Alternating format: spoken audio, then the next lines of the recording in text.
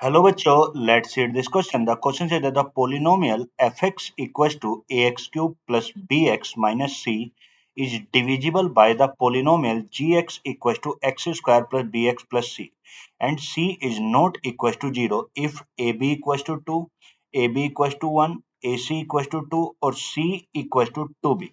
कह रहा है कि ये बस एक पोलिनोमियल है fx ax cube plus bx minus c, ये डिविजिबल है किसे gx पॉलिनोमियल से और gx पॉलिनोमियल का x square plus bx plus c के बराबर है और जो c है वो 0 के इक्वल बराबर नहीं है।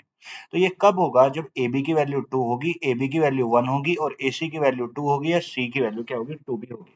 तो हमें बताना है कि इनमें से कौन सा ऑप्शन करेक्ट होगा। अब उसने बोला है जो हमें पोलिनोमियल दे रखा है fx। अब देखो अगर उसने मुझे हमें पोलिनोमियल दे रखा है fx इक्वल्स टू क्या दे रखा है ax cube plus bx minus c दे रखा है ये। और दूसरा जो पोलिनोमियल दे रखा है वो क्या दे रखा है? gx दे रखा है, वो कितना x square plus bx plus c दे रखा है ये। अब उसने बोला जो fx है ये कंप्लीटली डिविजिबल है किससे? gx से डिविजिबल है। अगर हम इसे तो अगर ये इसे डिविजिबल है कंप्लीटली तो इसे मतलब जब fx को gx से डिवाइड किया जाएगा तो जो मेरा रिमाइंडर आना चाहिए वो क्या बचेगा? 0 के बराबर आएगा।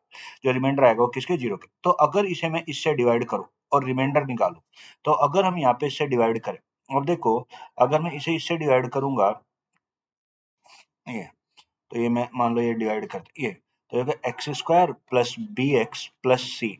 सही से ये होगा a x cube plus b x minus c इसे। तो अगर इसे तो इसे सबसे पहले कितनी चलेगी? ए, भाई यहाँ पे एक्स स्क्वायर है, यहाँ पे ए एक्स क्यूब है तो यहाँ पे क्या चलेगी? ए एक्स चलेगी, ए एक्स। तो कितना है? ए एक्स स्क्वायर प्लस ये होगा इसकी मल्टीप्लाई ए बी एक्स, तो ये होगा ए बी एक्स स्क्वायर और ये कितना होगा? ये कितना प्लस का ए सी एक्स हो जाए, ए सी एक्स। अब अगर मैं इससे इसे माइनस कर दूं, इसमें से इसे माइनस कर दूं ये, तो इसमें से इसे माइनस करेंगे इससे तो ये कट जाएगा तो ये क्या बचेगा? ये बचेगा ए बी माइनस का a b x square, a b x square और प्लस का कितना? बी एक्स हो जाए, ए बी एक्स स्क्वायर और प्लस का कितना हो जाएगा? बी एक्स हो जाए ये। अब हम आगे और माइनस का सी, ये सॉरी ये प्लस का बी एक्स और ये भी तो बचेगा माइनस का, या हम इसमें से इसे कॉमन ले लें अगर एक्स वाली टर्म को, यहाँ पे भी तो एक एक्स है तो अगर हम इसमें यहाँ से कॉमन लेंगे तो ये क्या बचेगा? बी माइनस ए सी और इंटू क्या? एक्स और ये कितना? माइनस का सी और ये हो जाए माइनस का सी और बचे ये। तो जब मैंने इससे इसे माइनस किया तो ये मेरा इतना बच गया। अब अगली बार, अब यहाँ पे एक्स स्क्वायर है, यहाँ पे भी एक्स स्क्वायर, पर यहाँ पे क्या? माइनस का ए बी है तो यहाँ पे माइनस ए बी लाने के लिए माइनस का ए बी इसे मल्टीप्लाई करना पड़ेगा मुझे। तो जब मैं इसे माइनस के ए बी से मल्टीप्लाई करूँ तो देखिए ना माइनस का ए बी एक्स स्क्वायर और ये कितना? माइनस प्लस इंटू माइनस, तो ये होगा प्लस, ये कितना हो जाएगा? ये होगा माइनस का, ये हो जाएगा माइनस और ये कितना? A b square, a b square और ये क्या बचेगा? एक्स ए बी स्क्वायर और ये कितना? माइनस का a b C, a b सी हो जाए।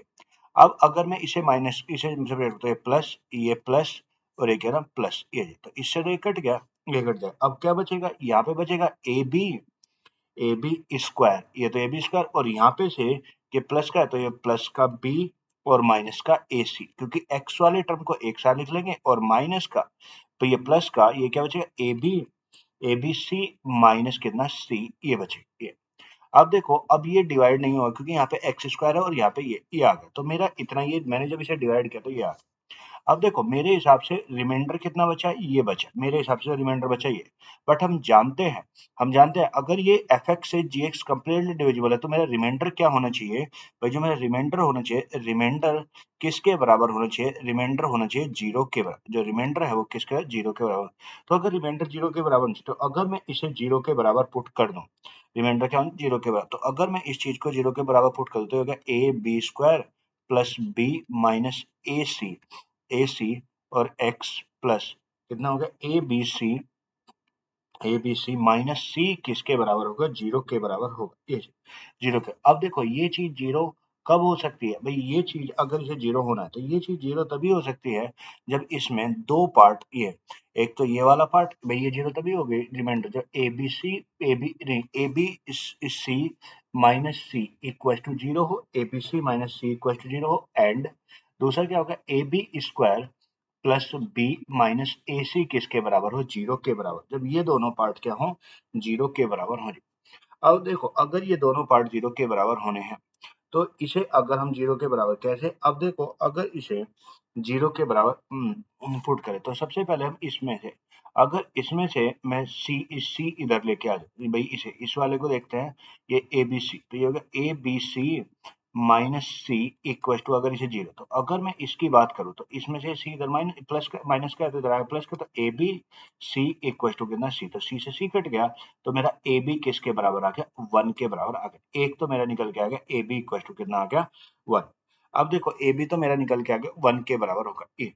अब दूसरे स्टेटमेंट की बात करें तो ये दूसरे स्टेटमेंट क्या है, ए बी स्क्वायर। अब देखो दूसरा a b square plus b minus a c equal to b क्या होगा 0। अगर मैं इन दोनों में से मैं बी कॉमन ले लूं तो बी इक्वल टू क्या बचेगा, ए बी प्लस 1 और माइनस का ए सी, तो ए बी प्लस 1 और ये कितना हो गया माइनस का ए सी और इक्वल टू कितना 0 हो गया। अब देखो अगर मैं यहाँ पे क्या, यहाँ पे b की वैल्यू पुट कर दूं, b कितना है भाई, b ए बी नहीं सॉरी ए बी की वैल्यू पुट करो, ए बी कितना आया था 1 आया था, तो ये 1 प्लस 1, तो हो गया 1 प्लस 1 और into b minus a c equal to 0। तो यहाँ से 1 प्लस 1 कितना 2, तो 2b इक्वल टू क्या हो जाएगा ए सी हो जाएगा, 2b equal to A C.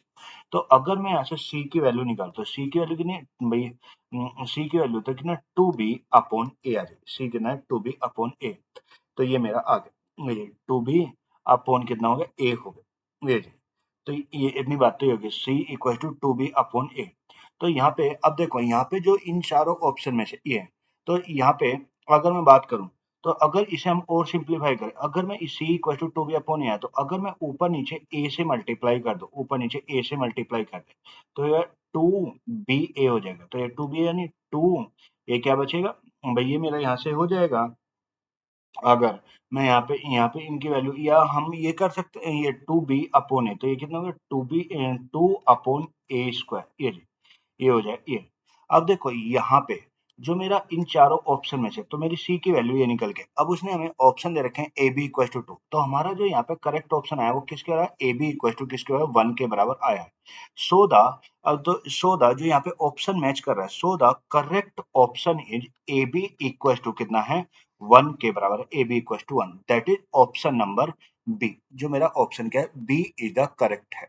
So hope you will understand it. Thank you and best of luck.